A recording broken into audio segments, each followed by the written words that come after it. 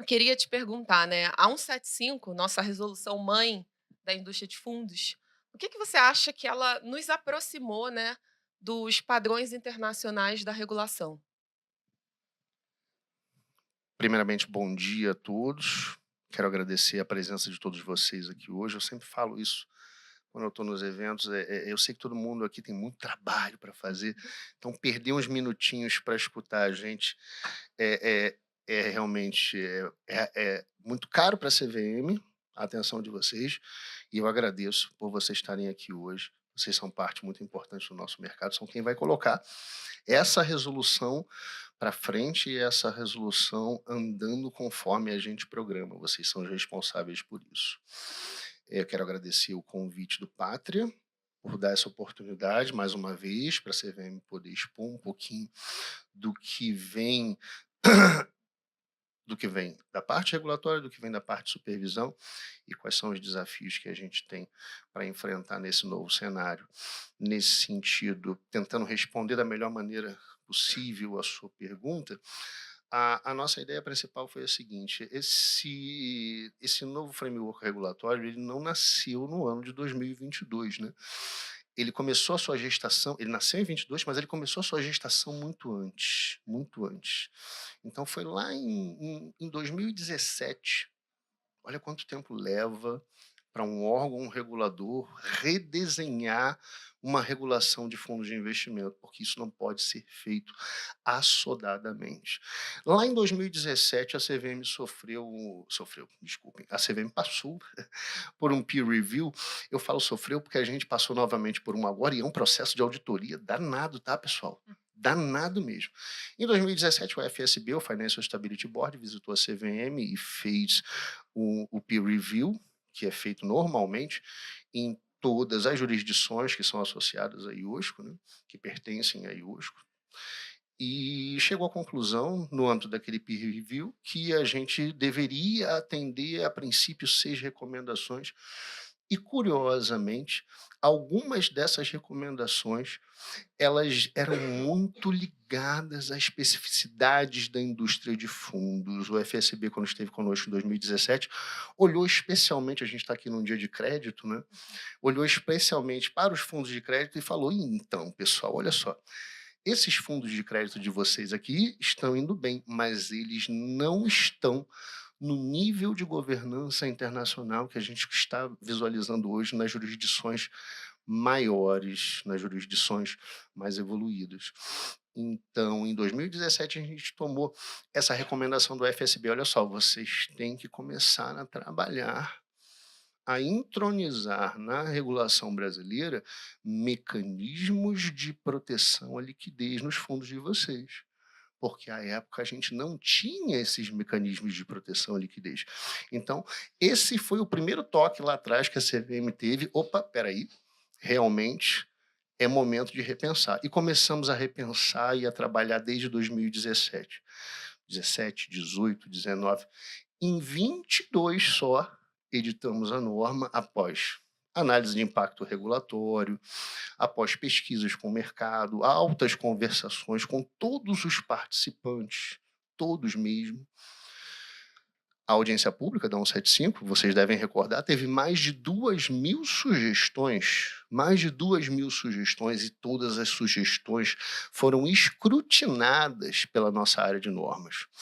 Foi um trabalho realmente hercúleo, que culminou finalmente com a 175, que trouxe em especial, e aqui falando da nossa parte de crédito, né, trouxe o atendimento a uma das recomendações do FSB, que é a instalação na nossa regulação de mecanismos de proteção, de gestão de liquidez nos nossos fundos. Do que é que eu estou falando aqui especificamente? Já é hora de entrar nisso ou você quer fazer outra pergunta? Na verdade, eu quero sim, Veloso. Eu sabia, olha só. É que Não, eu gente, começo a falar, eu vou engrenando. A gente tem que já aproveitar era. o Veloso aqui, né? Vamos lá.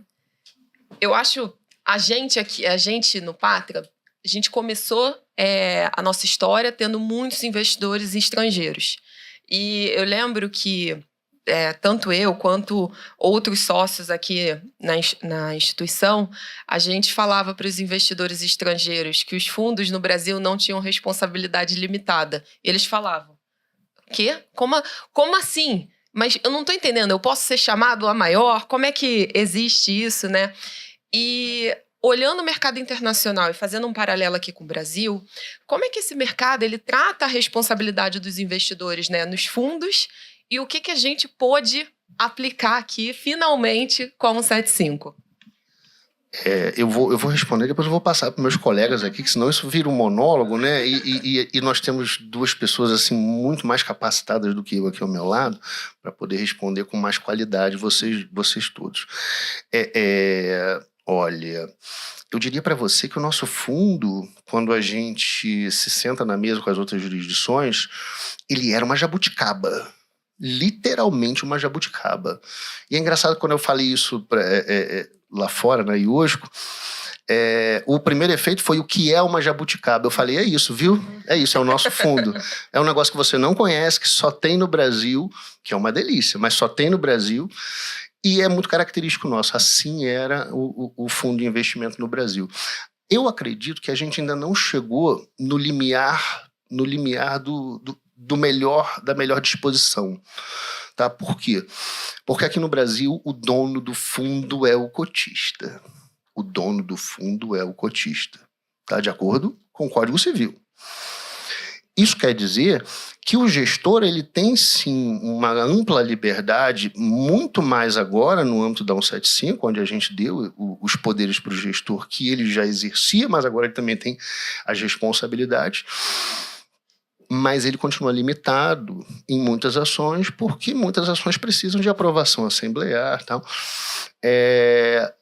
Se você for nos Estados Unidos, o cenário é diferente desse. Principalmente para fundos de private equity, por exemplo, o dono do fundo não é o cotista. O dono do fundo é o gestor. É o gestor. E você entra e está sujeito às regras daquele gestor.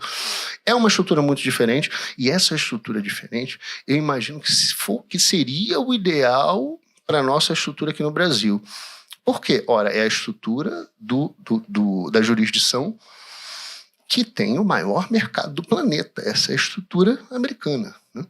É claro que na 175, como o nosso mercado ainda não atingiu, vejam bem, o nosso mercado não atingiu, na minha opinião e na opinião dos outros colegas dentro da CVM, não atingiu o mesmo nível de maturidade que esse mercado maior do mundo, que são os Estados Unidos. Então, para o momento atual, a 175 foi a melhor solução que nós pudemos encontrar, até porque para a gente mudar a disposição do cotista como dono do fundo, a gente precisa mudar o Código Civil. É uma modificação muito mais profunda.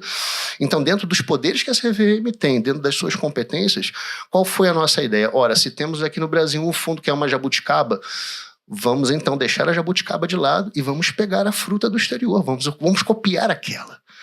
Então, olhamos para a legislação das jurisdições mais desenvolvidas, em específico e em especial a legislação de Luxemburgo, não é nenhuma novidade, que a 175 espelha muito a legislação de Luxemburgo.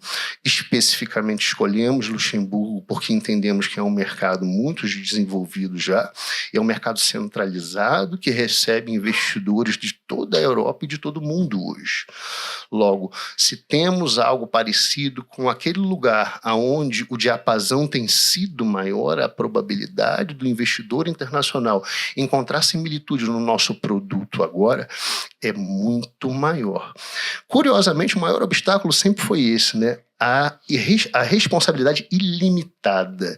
Eles sempre acharam um absurdo entrar com dinheiro no Brasil em fundos num país que por si só já tem um risco mais elevado do que o risco da sua jurisdição de origem e ainda assim ter que encarar a possibilidade de uma chamada de capital. Isso sempre foi um terror, literalmente um terror. Eu falo isso hoje sem medo porque é passado, né? Isso sempre foi um terror para o nosso investidor estrangeiro. Tabu, né, Veloso? Um verdadeiro tabu, exatamente. E assim, se nós queremos que o investidor estrangeiro entre no país e nós queremos, e por que nós queremos? Porque é bom para todos. É bom para o investidor nacional, é bom para o investidor estrangeiro, que diversifica o seu portfólio, é bom para a eficiência do mercado como um todo. Então, nesse sentido, quando a gente tira essa amarra inicial, já cria um apetite muito maior. Ora, se estamos criando um apetite maior, por que não possibilitar, além da entrada desse investidor estrangeiro pelos nossos fundos, já agora com a responsabilidade limitada, por que não favorecer para ele também a mesma estrutura que ele conhece lá fora? E daí as classes e subclasses. Agora, todos estão enfrentando um momento de adaptação, porque seus fundos agora deixaram de ser fundos e são classes. Né? Olha só, a maior parte agora é monoclasse.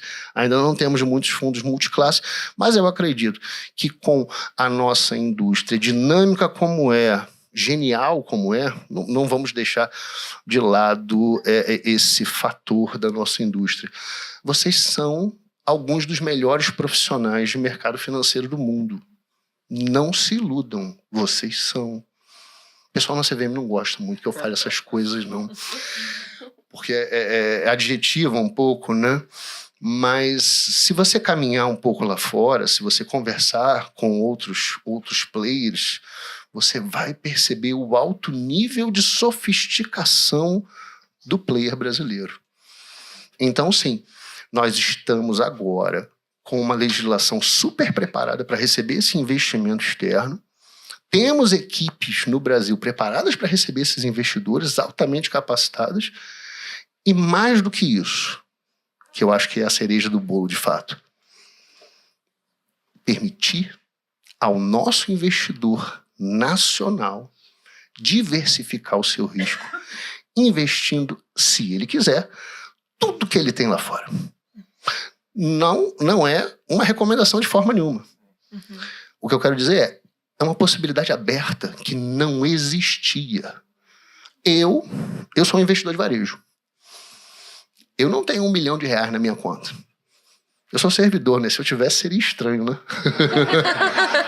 Seria muito estranho, né? Então, eu sou um investidor de varejo, não sou qualificado. Eu posso investir o meu trocadinho todo lá fora, se eu quiser. Olha que maravilha. Isso é excelente. Por meio de um feeder aqui no Brasil, completamente regulado, completamente sujeito. Se eu quiser reclamar, eu mesmo mando uma reclamação para a CVM. Uma reclamação para você mesmo. O exemplo não foi o melhor, né, Lugão? O exemplo não foi o melhor, você tem razão.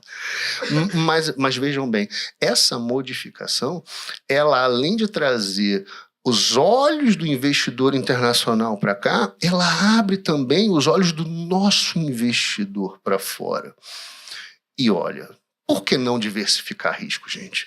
Por que eu falo isso? Porque hoje o percentual do nosso mercado, da nossa indústria, investindo fora, da indústria de fundos que eu falo, gente, há mais ou menos 8 meses atrás eram 4%, agora está abaixo de 3%.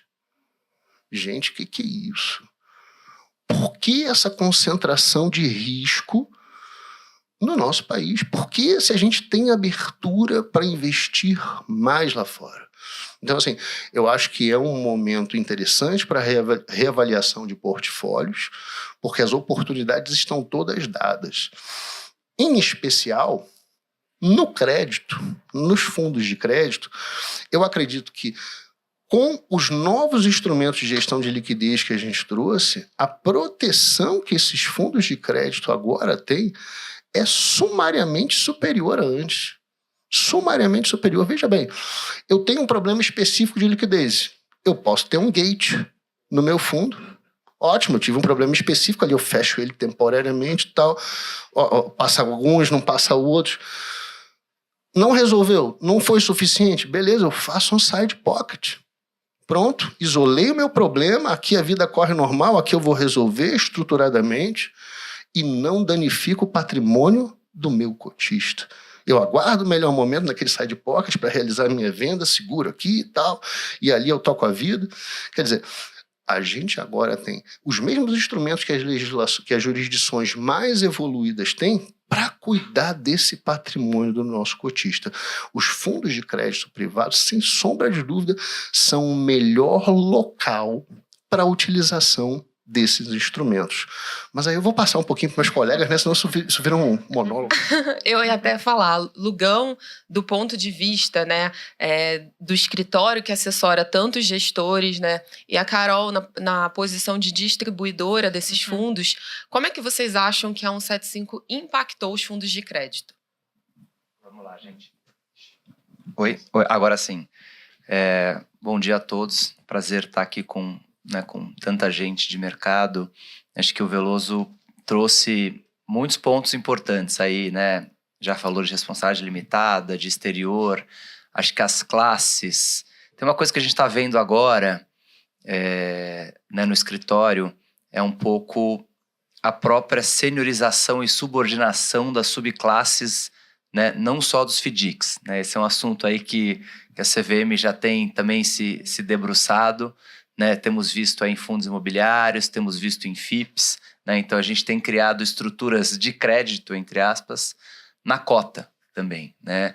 Eu acho que essa é uma novidade que, enfim, o mercado de FDIC já vivia, as outras categorias estão vivendo, estamos começando a discutir isso em FIINFRA, inclusive, que é um fundo de anexo 1, né? E nos fundos de crédito privado, anexo 1 típicos. Né? Então acho que estruturas a gente vai criar, né? Acho que um pouco o que o Veloso falou. As classes a gente ainda não está usando tanto, né? Um fundo multiclasses, né? Que cada classe é um patrimônio segregado.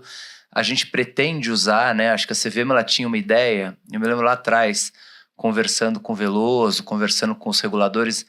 Tem 30 mil fundos no Brasil, mas na verdade só tem uns 10 mil, né? Porque 20 mil é espelho, é feeder, Então assim, acho que ainda tem um esforço de melhoria de infraestrutura de fundos mesmo, de redução de custo de observância, da gente passar a ter classes e subclasses debaixo ali do mesmo, né, do mesmo arcabouço. Teve um cara que eu ouvi, um ex-diretor da CVM, o Pablo Renteria, falou: agora o fundo ele é uma corda e cada classe é um saco. Eu achei interessante, né? Porque na verdade o fundo ele amarra as classes, né, que é o saquinho onde estão os ativos. Então, acho que tem muita novidade vindo, o mercado tem criado essas estruturas. Acho que os fundos aí 365, os fundos de crédito privado com resgate, eles estão mais sofisticados.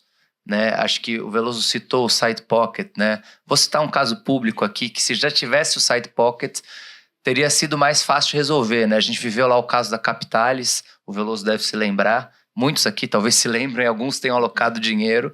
No fim deu tudo certo, né? O pessoal conseguiu, mas a gente teve que fechar o fundo por 2 anos, reestruturar a carteira, né? Os gestores, né? Trocou tudo lá, trocou gestor, trocou administrador. Foi um drama. 2 anos depois, entre mortos e feridos, salvaram-se todos, né? Mas é um caso que na 175 não teria acontecido, provavelmente teria sido conduzido de outra forma. Faz uma barreira aqui. Tinha lá uns ativos mais complicados, tinha uma discussão de valuation de alguns ativos, né? Vamos fazer um side pocket e vamos deixar esses ali, né? E na época, a decisão que se tomou, e em conjunto com a CVM, inclusive, foi: vamos congelar, estudar. O fundo ficou fechado, né? Os fundos flagship da casa na época. E os novos gestores foram trabalhar de uma maneira com menos liquidez, né? Porque não tinham os instrumentos à disposição, né? Então, acho que esse é um exemplo de algo que a regulamentação agora permite fazer com fundos aí de crédito, o que ela não permitia na época da 555, né? Então, a gente está muito otimista aí com um mercado de crédito enorme, né? Maior que o mercado de equities no mundo todo, né? A gente até viu lá, tem fundos nos Estados Unidos que já são, né? Tem um fundo da Blackstone que é o 37º maior banco do mundo, lá o BCRED. Se você fosse comparar o fundo com um banco, né? Então, realmente, o mercado de crédito aqui para os alocadores que estão aqui, para os gestores que estão aqui, é uma oportunidade gigantesca, né? E para fomentar a economia real, né? Acho que é um instrumento muito bom. Bom, pessoal, bom dia. Primeiramente, agradecer ao Pátria aqui pelo convite. Acho que o Veloso e o Lugão já foram perfeitos aqui nas colocações, né, sobre 175, mas tentando agregar um pouco pelo lado da distribuição, né? Quando a gente está estruturando um novo produto para chegar ali, né, no investidor final, a regulação ela é uma grande caixa de ferramentas para a gente, né? Então, você precisa entender qual que é a dor ali do investidor final e tentar pegar essa caixa de ferramentas e endereçar essa dor. Acho que o Veloso principalmente tocou muito aqui nas questões, né, dos gates, das barreiras de resgate, né, do side pocket, que são instrumentos que hoje, quando a gente vê a originação de produtos com as gestoras, né, de produtos de crédito, eles já começam a ser o default, né, de prever isso no regulamento do fundo, porque a gente lembra de casos como o próprio Lugão colocou aqui, né, de Capitalis, o cotista que investiu naquele fundo, ele ficou numa situação complicada quando você tem um evento de crédito. E quando você está falando de crédito, essas situações podem ocorrer. É óbvio que cada vez mais existe uma busca, né, pela qualidade dos ativos, os gestores cada vez mais prestando atenção nisso e a própria regulação, né, pedindo por isso, agora que com a 175 o gestor tem mais responsabilidades. Então, esses instrumentos ajudam muito a gente na hora de construir, né, um produto que vai chegar na ponta final endereçando essas dores. Mas, principalmente quando a gente fala de crédito e pensando em regulação, eu acho que vale destacar aqui, pensando em crédito estruturado principalmente, uma novidade que veio aqui na 175, que foi o anexo 2, né, ali de FDICs. Nós tivemos a atualização da regra de FDIC e veio também uma grande novidade, que foi a possibilidade do FDIC para o investidor de varejo, né? Que isso não... esse produto não era, né, oferecido para o investidor de varejo até ali o advento da 175, e agora é uma nova fronteira, né, para o investidor. E eu, especialmente aqui, eu acho que a gente aqui na XP também, a gente fica muito animado toda vez que a CVM, né, coloca um novo produto para o investidor de varejo. Porque sempre que você coloca, né, e abre essa fronteira, você não está colocando só na mão do investidor final, né, que é a questão da diversificação, que ele tem acesso a produtos e a mercados e a perfis de risco que antes ele não tinha acesso, mas tem essa beleza da indústria de fundos de você retroalimentar, né, várias partes ali do mercado de capitais e a economia real também. Então, você tem ali o investidor final que pode acessar esse tipo de ativo, você tem os gestores que agora conseguem, né, captar mais dinheiro no mercado, originar novas emissões, e você tem os empresários que estão lá na outra ponta também tentando conseguir mais crédito, né? Então, a regra veio, né, até com algumas condicionantes, você teve, acho que, uma preocupação muito grande da CVM, né, com a segurança, né, do investidor de varejo ali, e a questão informacional também. Então, tem algumas restrições, você só pode investir, né, na cota sênior do FDIC, ou então no monocota que só investe em cota sênior, a questão do rating, que é super importante, mas que é algo que a gente vê, assim, do ponto de vista de distribuição, como extremamente relevante, assim, uma nova fronteira e benéfico. Quando você olha hoje, né, a alocação em crédito estruturado, ela vem crescendo muito, assim, principalmente nos últimos 12 meses. Saiu, aliás, hoje, eu nem pude trazer os dados antes, porque eu estava esperando a liberação pela XP, mas o time de research e de análise do time de fundos da XP liberou hoje um relatório focado em cenário de crédito, né, principalmente crédito estruturado, conversando com muitas gestoras. E quando você olha os dados, nos últimos 12 meses, a captação líquida de FDICs foi de 80 bilhões de reais. 80 bilhões, num momento que a gente ainda tem um cenário de captação líquida negativa em fundos, capitaneada principalmente pelos multimercados, que está ali na faixa dos 370 bilhões. Então, você tem 12 meses num fundo que até pouco tempo atrás ficava somente para classes restritas, né, para investidores mais sofisticados, tá puxando tanto aqui, né, a captação, é extremamente relevante. Então, eu acho que, assim, respondendo um pouco da pergunta da Carol, né, a gente é um conjunto de fatores porque isso está acontecendo, mas com certeza a regulação, o advento da regulação com mais segurança, né, mais preocupação, trazer o gestor ainda mais para jogo, né, para ver o que ele está colocando para o cotista, promove, né, e é um catalisador para o que a gente está vendo agora em termos de mercado. Muito bom, gente. Pegando também essa questão do FDIC, né? Veloso, a gente viu a possibilidade, né, da criação do FDIC para varejo, mas a gente ainda tem uma oferta limitada muito por conta de política de investimento, alocação nesse tipo de fundo. Como é que você acha que a gente vai acabar acelerando esse segmento para os investidores de varejo? Bom, primeiro eu vou fazer uma ressalva bem rápida aqui. Eu não respondo pelos FDICs, tá? Quem responde pelos FDICs é a SSE, é o colega Bruno Gomes, que é o responsável pela área, ele é a pessoa, de fato, mais capacitada para falar a respeito. Mas eu tenho uma opinião, claro. Tenho opinião para tudo, gente. Impressionante. Impressionante. Olha, eu considero o FDIC, sem sombra de dúvida, o fundo mais democrático que a gente tem na nossa estrutura de fundos, né? Ele é o fundo que permite ao seu Zé da padaria securitizar crédito. Olha que barato. Olha que barato. O seu Zé da padaria, o seu Manuel do açougue, todo mundo pode participar de um FDIC. Né? Basta seguir as novas regras, né? Registrar tudo direitinho, ó, botar ali dentro. Então, é um fundo que, de fato, ele modifica a economia real. Né? Tem tudo para crescer. Tá? Todas as novas regras que foram esculpidas, né, no novo anexo 2, elas favorecem a segurança a esse investidor de varejo. Eu até acho que colocaram a segurança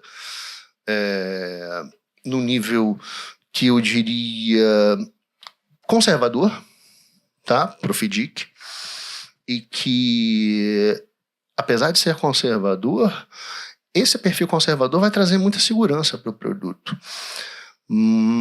Tentando evitar maiores comentários sobre FDICs, desculpa, Não, porque claro. eu realmente respeito muito o quintal do colega, né? A gente tem as nossas competências regulatórias, mas falando em crédito privado, o FDIC ele não é mais o único estruturado onde você pode ter direitos creditórios. Falei um negócio estranho, né? A CVM está revendo o anexo 4 de FIPs. Né? Estamos muito ansiosos. Exatamente. Todo mundo já sabe disso. Né? Eu sempre solto uns spoilerzinhos, né, quando eu venho nos eventos. Né? Olha, gente, o novo FIP é um produto completamente diferente. Ele é um produto completamente novo. No novo FIP você vai poder comprar, encarteirar no seu FIP direitos creditórios das companhias investidas. Que bacana. Ele também vai para varejo. Que bacana. E esses direitos creditórios investidos nas companhias investidas, eles têm a segurança do FIP e todo o arcabouço regulatório do FIP. O que eu quero dizer com isso? Quero dizer que, eventualmente, algumas amarras que ainda existem no FII, por exemplo, que ainda existem no FDIC, por exemplo, o novo FIP não tem. Quer um exemplo? Dou rapidamente para vocês. A 175 obriga que todos os fundos, no momento... Por que ela obriga todos? Porque isso é uma disposição da parte geral. A parte geral se aplica a todos. A não ser que a parte específica diga o contrário. Né? Como todo mundo sabe, né? Todo advogado sabe disso. Ela obriga que todos os fundos, no momento de reestruturação, deem o direito de recesso aos seus cotistas. Isso vale hoje também para o FDIC, também para o FII e hoje também para o FIP. Hoje, o novo FIP não tem isso. O novo FIP, esse direito não existe. O que eu quero dizer com isso? Quero dizer que se em qualquer momento o FIP precisar ser incorporado, ser reestruturado por qualquer razão, o cotista que, por exemplo, tem 20% daquele FIP não vai poder alegar um direito de recesso e prejudicar todos os outros porque os ativos são ilíquidos. Percebem a segurança adicional do produto? Esse produto também vai receber direitos creditórios.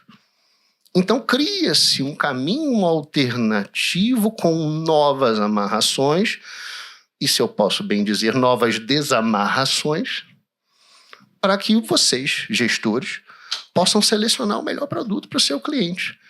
Então, eu vejo no novo FIP um horizonte, eu acredito até maior, do que o novo FDIC está dando.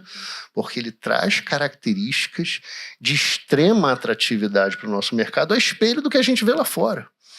Muito distante ainda, tá, pessoal? Novamente, distante. Mas já trazendo reminiscências do que a gente vê lá fora.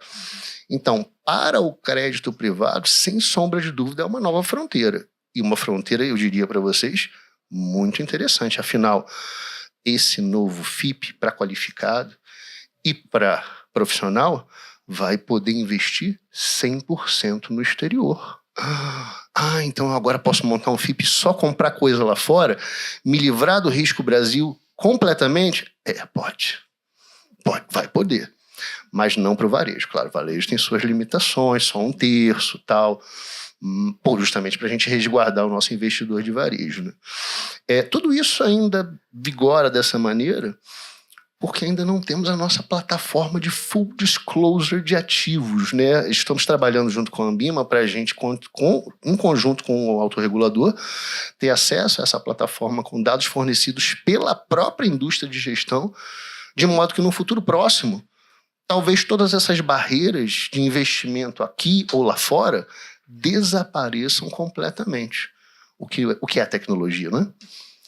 Não apenas a tecnologia, mas a tecnologia quando regulador e mercado caminham juntos, quando regulador e mercado dialogam constantemente. É isso que a gente faz aqui hoje, esse diálogo. Claro, a gente faz isso em outros fóruns também. Carol, se eu puder complementar o Veloso nesse Obrigado, ponto, Lugão, senão eu não paro. Nesse ponto do crédito, eu acho que, né, realmente o crédito ele vai estar em todas as categorias de fundo, né? Na verdade, o FDIC ele tem um histórico interessante.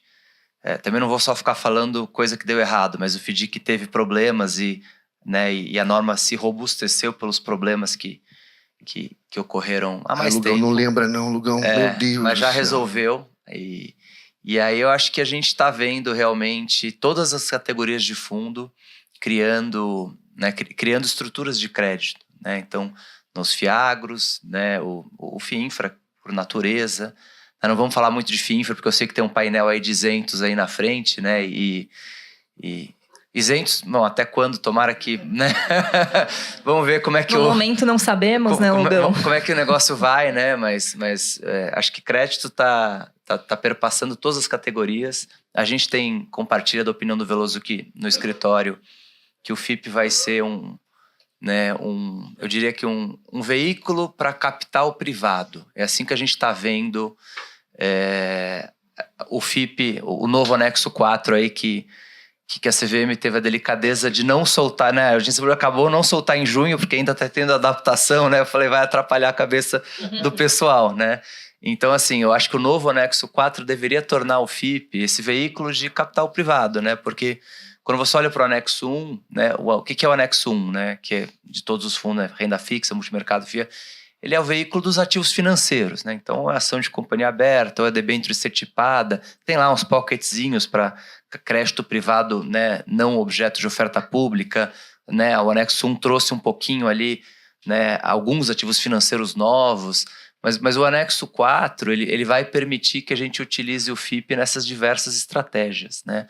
Estratégias de crédito privado em geral, estratégias de recebível da companhia, né? Em situações de special seats, é muito comum, né, a pessoa comprar a companhia e ela precisa comprar os créditos também, né? Para reorganizar a companhia. Para poder fazer isso via FIP, né? Os fundos estrangeiros e locais de special seats já fazem isso, fazem estruturas bizantinas de complexas, né? Isso vai facilitar. Então a gente vê o FIP como um veículo de capital privado em geral, né? Seja dívida, seja equity, seja quasi-equity, né? Sejam aquelas estruturas híbridas. Isso no nível da carteira e no nível da cota. Eu sei que eu estou fazendo a provocação da cota, porque a gente também tem feito cota sênior aí para profissional, né? No FIP, essa vai demorar um pouco mais, né? A cota sênior do varejo no FIP vai demorar um pouco mais, mas quem sabe... Você sabe que eu sou entusiasta do tema, né? Mas realmente tem delicadezas. Quem sabe a gente chega lá na cota sênior também e começa a oferecer produtos com senioridade também em FIP, né? Às vezes dando uma proteção para o investidor menorzinho, né? Numa cota que tem privilégio em relação a uma outra cota. Então, acho que para complementar o Veloso, acho que todos os fundos vão passar por crédito, né? Todos eles, do anexo 1 ao 6. Não vou falar dos outros que eu não entendo. No Fundcine, tem lá aqueles outros fundos menorzinhos, né? Mas do 1 ao 6... Só para profissional, Todos eles vão passar por crédito de alguma forma na carteira, com ativo financeiro, ou com crédito privado, ou com com os tais direitos creditórios. Acho que é isso aí, né? E teve um outro dado, né, Carol, que eu acho interessante, que é a desbancarização do crédito, né? Isso é uma coisa que CVM, Bacen tem, e né, a gente viu o FDIC crescendo 30% ano passado. Tem um número, gente, que acho que é 2028, eu vi isso semana passada. Em 2028, se a tendência continuar assim, o principal crédito, né, o principal financiador das empresas do Brasil não será o sistema bancário, será o mercado de capitais. Isso é interessante também, né? E como? Por meio de produtos de crédito direto, aí as debêntures, os CRIs, os CRAs e etc. E por meio dos fundos de crédito, né? Então, isso é uma coisa que já está acontecendo nos Estados Unidos, já falamos, já está acontecendo na Europa, vai acontecer no Brasil também. E tá aí, 2028. E se eu puder adicionar aqui, acho que de novo, né, Veloso e Logão colocaram vários pontos extremamente relevantes. E um pouco da beleza, de novo, da estrutura aqui de fundos, né, que como na fala do Logão ficou muito claro, não é porque é um FIP que não vai fazer crédito. Não é porque é um FDIC, então só um FDIC pode fazer crédito estruturado. Você tem vários arranjos que você pode colocar aqui numa estrutura de fundo. E isso é extremamente importante, porque quando você olha dados também, né, de resiliência da carteira aqui dos fundos e de rentabilidade, de entrega ali, né, para o cotista, você vê que cada vez mais, né, você tem aqueles fundos de crédito extremamente líquido, que tem, enfim, a sua relevância também, mas quando você tem uma carteira híbrida que investe pelo menos uma parte dela num crédito estruturado, não necessariamente precisa ser um FDIC, pode ser um fundo de anexo 1, que tem lá os limites do que ele pode investir, você torna, né, aquele fundo e a entrega dele mais resiliente, principalmente no longo prazo. Porque quando você vai para o crédito estruturado, você tem ali, né, você tem um perfil de risco diferente, mas um perfil de spread diferentes também e de entrega, né, para o cotista. Nesse estudo que eu comentei hoje, que saiu mais cedo também, o time ali de research, de análise da XP, olhou muito para isso, que vê que esses portfólios que são mistos, então 70% num crédito líquido, 30% num crédito estruturado, são muito mais resilientes no longo prazo e entregam, né, retornos melhores aqui para os cotistas.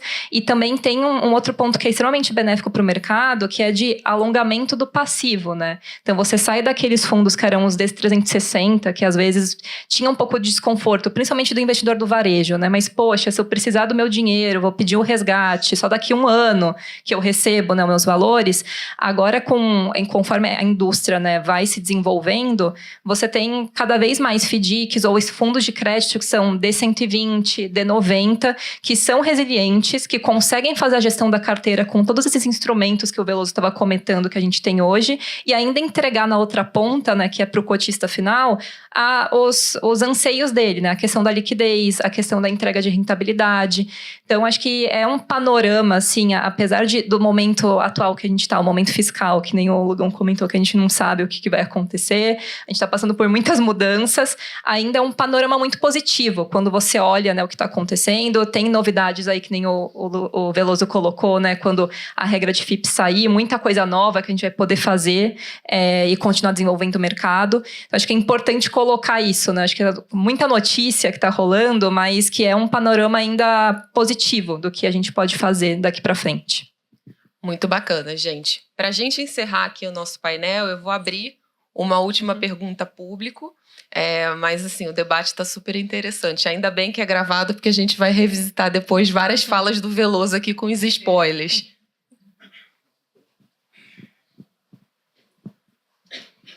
Bem, então eu tenho uma última pergunta aqui como espectadora, né? A gente teve uma mudança regulatória relevante, ao passo que, embora a gente não tivesse previsto, quando aconteceu, formou uma tempestade perfeita, que foram as últimas mudanças tributárias dos fundos, né? Tanto da parte, aqui no Pátria, até quando a gente começou nossas estruturas de crédito mais líquido para o público qualificado, mas que se fosse, né, um investidor pessoa física, a gente começou a montar estruturas de multimercado, que compravam créditos. Colocávamos um resgate que julgávamos acertado, mas mesmo assim a gente não colocava FDIC, não colocava no FIP, a gente criava um multimercado. E assim a indústria caminhou muitos anos. E com a questão tributária, principalmente relacionada, né, à isenção do come-cota, a indústria de FDIC, ela cresceu pra caramba, como a Carol falou, né, os 80 bilhões. Vocês têm visto, né, principalmente o Lugão e principalmente você, Carol, olhando e dialogando com vários gestores do mercado, muitas transformações de fundos para FDICs ou FIC de FDICs? Temos visto. Acho que temos visto um monte de coisa por conta da Lei 14.754, né, que é a lei do ano passado, que é o famoso come-cotas dos fundos fechados. Então, sim, tem gente fazendo discussão para transformar em FDIC, tem algumas restrições. O que a gente também tem visto, o pessoal fazendo o FIM 95, né, o famoso FIM 95. Então, na estrutura, vamos chamar assim, o Wealth Management padrão do brasileiro de alta renda, era o famoso fundo exclusivo, né, multimercado, com aquele diferimento a perder de vista. Na CVM a gente chamava do tudo-tudão. Tudo-tudão. Pode tudo ali dentro. Era o multimercado para profissional, né? Esse produto, né, mudou muito, né? Tem gente que faz, ainda tem, mas como é que o pessoal tem feito, né? Hoje em dia, a sua carteira ilíquida, você põe no FIM 95, né? Então, na carteira ilíquida você vai ter FDIC, você vai ter FIP, fundo imobiliário, né? E aí você vai tratar, às vezes, o crédito, né, em volumes maiores na carteira administrada. Porque na pessoa física não tem come-cotas, né? A pessoa física ainda, né? Tomara que não tenha, mas enfim. O governo vai comer a cota da pessoa, não sei como faria. Mas enfim. Então o que a gente mais tem visto nas estruturas de wealth, vamos chamar assim, é de fato o FIM 95 com a carteira. A gente tem visto algumas transformações de FDIC e a gente tem começado a ver FDICs diferentes, né? Então, assim, tem até um FDIC aí que uma outra casa lançou esses dias, listado em bolsa, né? Acho que essa é uma novidade que a gente vai começar a ver, né? Então, FDICs monoclasse listados em bolsa, né? No sistema Puma mesmo, aquele sistema D+2, né? Tem uma casa que lançou recentemente esse produto, então isso é uma coisa que a gente vai ver cada vez mais. Acho que e é engraçado, né? Eu peguei o material publicitário, né? Eu falo, no Brasil tem muita gente que vende isenção, né? Tá até errado o jeito que vende, né? Você tem que vender o produto, né? Se ele é isento, né? É uma coisa bacana. E aí eu tava olhando o material publicitário e agora o pessoal vende, não tem come-cotas, né? Então um pouco a provocação da Carol. Esse FDIC listado dessa outra casa tá assim. E olha lá, esse aqui não tem come-cotas. Então, de fato, o pessoal vai passar a usar o FDIC, né, nesse tipo de situação, Carol. E complementando o Lugão aqui pela visão que a gente tem na XP, né, são mais de 300 gestoras na plataforma. E muitas delas têm células de crédito. Então, essa tempestade perfeita, né, que a Carol falou, ultimamente, de mudança regulatória, mas mudança tributária, fez muita gente se mexer também, tentar entender quais são essas melhores estruturas. Da mesma forma que acho que o Lugão é muito provocado no escritório, a gente também é muito provocado sobre o tema. A gente vê cada vez mais as gestoras tentando estudar e entender se faz sentido, né, você estruturar esses mandatos de uma forma que consiga fugir do come-cotas, porque, querendo ou não, esse é um ponto muito sensível, principalmente para o investidor, quando você está falando de investidor varejo. Você falar de um produto que tem o come-cotas versus um produto que não tem, sempre tem uma inclinação para o que não tem. Por mais que você explique o produto, você mostre, né, as simulações que ainda tem, ou existem benefícios, né, nos produtos que existem, que tem o come-cotas, mas acaba sendo um ponto de atenção que chama o mercado todo a olhar para isso. O que a gente vem vendo desde ali, né, da última regra, tentativa de adaptação, tem alguns entraves, como o Lugão falou, mas cada vez mais o mercado olhando para isso e muito também no gancho do FDIC para varejo, né? Acho que o FDIC do varejo para o varejo ainda não tá no que a gente gostaria que fosse, né? Tá começando aos poucos. Como acho que um pouco do que o Veloso comentou, né? Tem restrições ali, tem uma estrutura um pouco mais conservadora, mas final do ano passado para cá, a gente vem provocando muitos gestores sobre isso, mas também escutando muita provocação dos gestores e cada vez mais querendo colocar esse produto para o varejo, por todos os pontos que a gente comentou aqui, né? Que são extremamente benéficos.